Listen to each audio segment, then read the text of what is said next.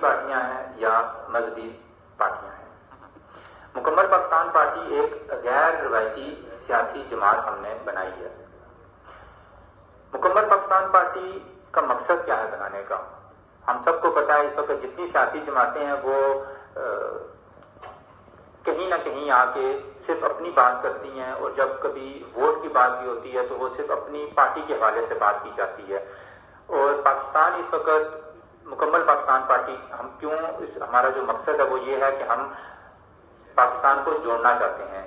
ساری عوام جو ہے اس میں جو اتحاد میں جو کمی ہے اس کو ہم اتحاد بنانا چاہتے ہیں.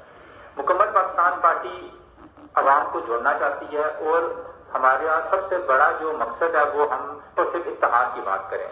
اس کے لیے مکمل پاکستان پارٹی نے جو نعرہ لگایا ہے وہ وہی نعرہ ہے جو پاکستان بنتے ہوئے قائد اعظم رحمۃ اللہ علیہ نے لگایا تھا.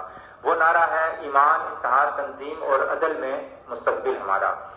میں آپ کو اس نعرے 2-3 دن پہلے سپریم کورٹ نے کہا جی کہ ایس ایچ او صاحب کے ساتھ نام جو اب جناب کا لفظ استعمال کیا جائے، اور زیادہ وہ جو انگریز دور کا جو سسٹم تھا اس کو 77 سال کے بعد یہ آرڈر آیا ہے. اس کا مطلب یہ ہے کہ ابھی ہمارے پاکستان کے اندر بہت سے ایسے اصلاحات کرنے کی ضرورت ہے جو ایک آزاد ملک کے لیے، ایک آزاد ملک کے شہری کے لیے، ایک آزاد ملک کے معاشرے کو ہمارا جو نقطہ ہے کہ ہمیں پاکستان کو 14 اگست 1947 سے ہی شروع کرنا ہے.